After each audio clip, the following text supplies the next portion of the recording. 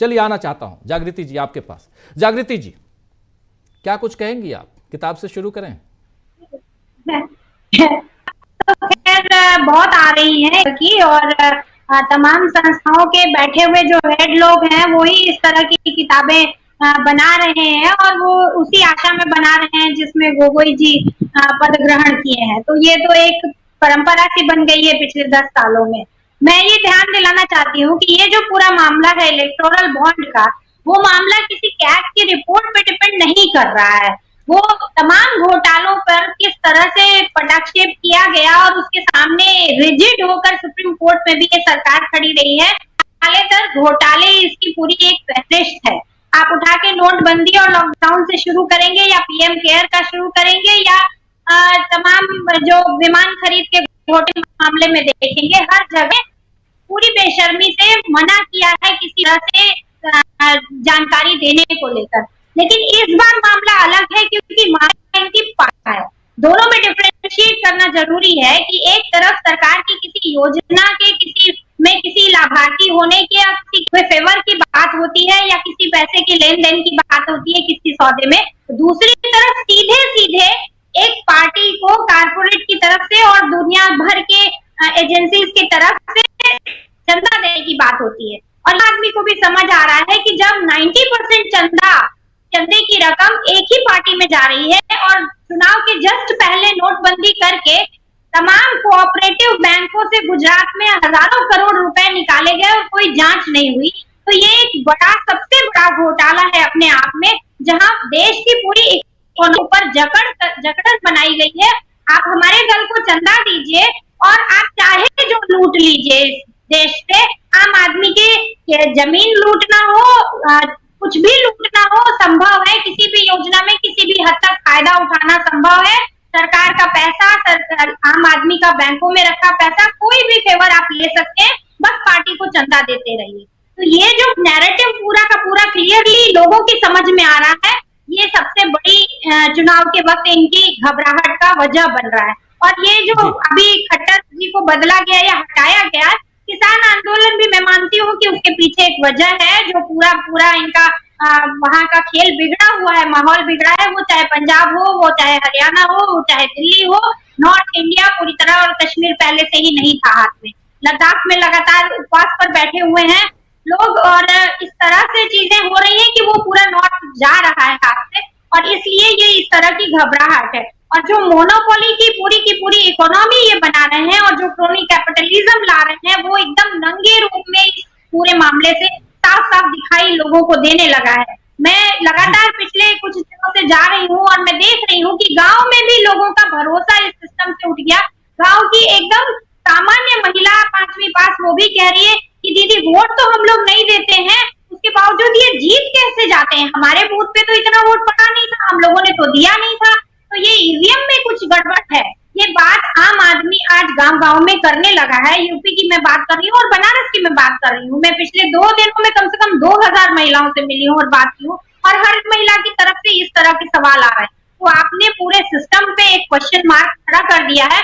अच्छा है कि सुप्रीम कोर्ट इस तरह से दबाव बना रहा है कि चुनाव आयोग को अपना रोल लेना पड़ेगा, और इसीलिए इन्होंने साइड का एक, जो हमेशा ही ये करते आए हैं, एक लूपहोल निकाल के बार को इस्तेमाल करके वहां राष्ट्रपति को बीच में ला रहे हैं। तो इस संस्थाओं का इस्तेमाल करना बंद इनको करना पड़ेगा अगर सुप्रीम कोर्ट इसी तरह टाइट रहा। और मैं तो बिल्कुल चाहती हूँ कि इसी तरह से हो, और लोग भी इस देश उस पे कि OBC CM, OBC Nayab Singh Saini, उनके नाम से पहले ओबीसी, उनके नाम के बाद ओबीसी, अलग अलग चैनलों पे ये लिखा जा रहा था आज। तो आप समझ सकते हैं कि राहुल गांधी ने कहां तक लपेट के रख दिया है कि अब ओबीसी लिखना पड़ रहा है। जागृति जी, मैं ये ध्यान दिलाना चाहती हूँ, एक बड़ी घोषणा जो कांग्रेस की तरफ से सामाजिक न्याय की दिशा में हुई है और भी समय से डिमांड रहा है, वो है स्पेशल कंपोनेंट को लागू करके स्टेट्स में कांग्रेस की गवर्नमेंट ने किया है, और उसकी वजह से 2-2 एकड़ जमीनें मिली हैं दलित भूमिहीनों को, और बड़ी संख्या में उनको उसका लाभ मिला है, और वहाँ की सोसाइटी में बदलाव आया है। तो एक ये बड़ी डिमांड उनकी पूरी की गई। आज राहुल जी ने घोषणा की जो कि स्पेशल कंपोनेंट प्लान लागू करेंगे। याद दिला तो पीएस कृष्णन साहब की कि इंदिरा गांधी जी के सचिव थे और उन्होंने स्पेशल कंपोनेंट दिया और तब से इस बात की डिमांड जो है दलित समूहों की तरफ से, एक्टिविस्टों की तरफ से रहती आई है। दूसरा, जाति जनगणना को लेकर है ओबीसी क्लास की, और वो भी उन्होंने कहा है कि हम कराएंगे अपनी तरफ से। आरक्षण की सीमा को 50% से बढ़ाने की बात उन्होंने कही है। और दूसरा, गांव को रोजगार और किसानों को एमएसपी देने का जो वादा है, तो ये जो मिला जुला के पूरा का पूरा एक पैकेज बन रहा है, उसमें समाज के और देश के हर वर्ग को जिस तरह से संबोधित किया जा रहा है आबादी के लिए, वो अपने आप में पूरी तरह से इस मंदिर की पॉलिटिक्स को डिफीट करने की स्थिति में पहुंच गया है। और मुझे लगता है बड़ा कार्टून टाइप का फीलिंग आ रहा है। अभी बनारस आए थे प्रधानमंत्री जी और वो अंदर गर्भगृह में जिस तरह से पूजा करते हुए उनकी जो फोटो वायरल, मजाक बन रहा है सोशल मीडिया पर। क्या पता नहीं क्या क्या स्तर पर, और पूरा डाल वाल के अजीब सा हुलिया में वो फोटो उनकी वायरल हुई है। तो एक तरफ तो वो है जो मतलब कि सोसाइटी की जो डिमांड के वर्ग निकला है ओबीसी समाज में या दलित समाज में, वो जो पढ़ लिख करके जो मांग रहा है वो उसको मिलते हुए दिख रहा है। और दूसरी तरफ ये इस तरह की नौटंकियां चल रही हैं। तो मुझे लगता है कि ये अपने आप में काफी हद तक प्रभावी हो रहा है और लोगों के बीच में जा रही हूँ तो देख रही हूँ कि इसका असर हो रहा है। सवर्ण क्लास भले ना समझ रहा उन चीजों को, उसके प्रभाव को, लेकिन जो उस तबके से बिलोंग करते हैं, वो एक बड़ी जो देश की आबादी है, वो बहुत अच्छी तरह और ध्यान से देख रही है राहुल गांधी के इस मूव को और कांग्रेस के इस शिफ्ट को। और इसी वजह से मुझे लगता है कि ये घबराहट है और पूरी तरह से इंडिया के फेवर में जो चीजें खड़ी हो रही हैं वो और आदिवासियों के लिए हमने 5 चीजें, ऐतिहासिक चीजें अपने बजट में आपके लिए डाली हैं। मैं आज आपको उनके बारे में बताना चाहता हूं। हम फॉरेस्ट राइट एक्ट लाए, बीजेपी ने उसको कमजोर किया और जो आपकी क्लेम्स बनती हैं, जो आपकी जमीन की क्लेम्स हैं, उनको पूरा नहीं किया। आपका जमीन का जो हक है वो आपको नहीं दिया। बहुत सारे लोगों की जो क्लेम्स हैं उनको रिजेक्ट कर दिया। सही, जैसे ही हमारी सरकार आएगी 1 साल के अंदर आपकी सारी की सारी जो क्लेम्स हैं उनको हम सेटल कर देंगे, जमीन आपके हवाले हो जाएगी।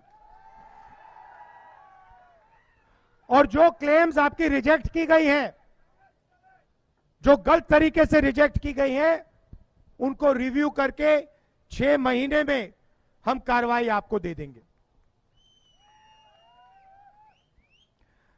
फॉरेस्ट कंजर्वेशन एक्ट है जो, और जो लैंड एक्विजिशन एक्ट किया था, हमने बनाया था जमीनी अधिग्रहण बिल, उसको इन्होंने कमजोर किया है।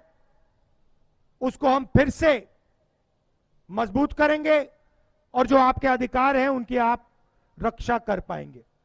जमीन के लिए आपको सही रेट मिलेगा, 4 गुना रेट मिलेगा, और आपका जल, जंगल और जमीन आपके हाथ में, उसका आपका अधिकार बनेगा।